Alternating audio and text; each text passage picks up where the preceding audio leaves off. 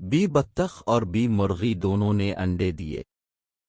انہیں اپنے انڈوں پر بڑا فخر تھا، دونوں اپنے اپنے انڈوں پر بیٹھتی، ان کے چہروں پر بے وقوف سی مسکراہٹ ہوتی۔ بی مرغی نے کہا، بہن بطخ، کیا ہم اپنے انڈے ساتھ ساتھ رکھ کر دیکھیں کہ کس کے انڈے زیادہ خوبصورت ہیں؟ بی بطخ نے جواب دیا، اگر تم چاہو تو ایسا کر لیتے ہیں، مگر میں تو جانتی ہوں کہ میرے انڈے خوبصورت ہیں۔ بی مرغی نے غصے سے کہا، بی بطخ پہلے میرے انڈے دیکھو پھر فیصلہ کرنا۔ بی بطخ اپنے انڈے لائی اور فرش پر بچے ہوئے بھوسے پر قطار میں رکھ دیے، پھر مرغی کو ایک انڈے کی طرف اشارہ کرتے ہوئے دکھا کر کہنے لگی، دیکھو یہ انڈا کتنا گول مٹول ہے۔ اسی طرح بی مرغی نے بھی ایک انڈا اٹھایا اور کہنے لگی، یہ انڈا دیکھو کتنا گول مٹول اور صاف شفاف ہے۔ انہوں نے دونوں انڈے نیچے رکھے اور مزید دوسرے 2 انڈے اٹھا لیے۔ بی بطخ نے کہا، یہ انڈا گول بھی ہے، شفاف بھی ہے، اور اس کے اوپر باریک سی دھاریاں بھی ہیں۔ اسی طرح انڈوں پر بحث کرتے کرتے جب انہوں نے آخری انڈا نیچے رکھا تب تک دونوں ماہے کے انڈے گھل مل گئے تھے۔ مرغی بولی، کیونکہ میں بہت موٹی تازی ہوں اس لیے میرے انڈے بھی بڑے ہیں۔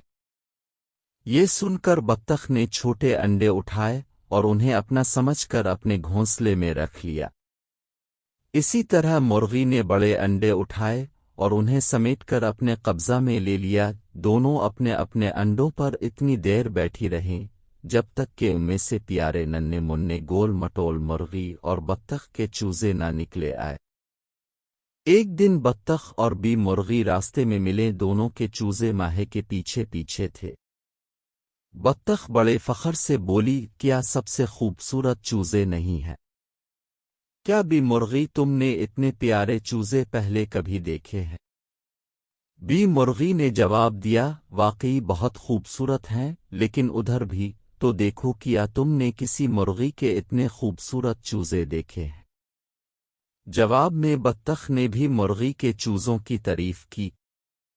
اگلے دن بطخ اپنے چوزوں کو کہہ رہی تھی، چلو ایک قطار بنا اور ایک دوسرے کے پیچھے چلو۔ آج میں تمہیں تیرنے کا پہلا سبق دوں گی، لیکن قطار نہیں بن رہی تھی۔ وہ بار بار قطار سے باہر نکل جاتے۔ وہ تو بس ماں کے ہر طرف دوڑے پھرتے تھے۔ بطخ انہیں سمجھا کر تھک چکی تھی۔ جب وہ تالاب کے کنارے پر پہنچے تو چوزوں نے اپنے پاہے پانی میں ڈالے اور پانی میں اترنے سے انکار کر دیا۔ ادھر بھی مرغی اپنے چوزوں کو مرغی کے چوزے بننا سکھا رہی تھی۔ وہ انہیں زمین کو کھروچ کر کیڑے مکوڑے پکڑنا سکھا رہی تھی، لیکن چوزے ایسا کر نہیں پا رہے تھے۔ ماں انہیں بتا رہی تھی کہ کھیت میں ادھر ادھر دوڑ کر اپنی خوراک تلاش کرے، لیکن وہ ایک قطار بنا کر ماں کے پیچھے پیچھے تھے۔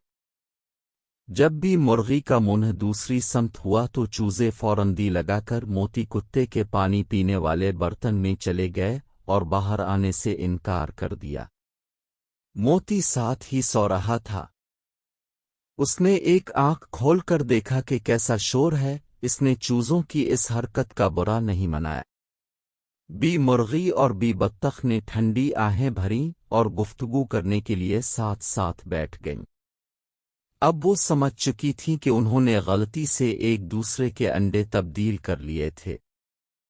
بی مرغی بولی، کوئی بات نہیں، ان چوزوں کو بطخ مرغی کے چوزے کہنے کی بجائے صرف چوزے ہی کہہ لیتے ہیں۔ بی بطخ نے کہا، میرے تمہارے سارے چوزے بہت ہی خوبصورت ہیں، ورنہ ان میں سے کوئی بدصورت ہوتا تو بدلے جانے کے باوجود ہم انہیں پیار نہیں کرتے۔ مرغی نے بھی تائید کی۔ وہ ساری دوپہر بیٹھی باتیں کرتے چوزوں کو خوشی خوشی دیکھتی رہی جو کھیل رہے تھے۔ بطخ کے بچے موتی کے پانی والے برتن میں کھیل رہے تھے اور مرغی کے بچے موتی کے اوپر چڑھے ہوئے کھیل رہے تھے۔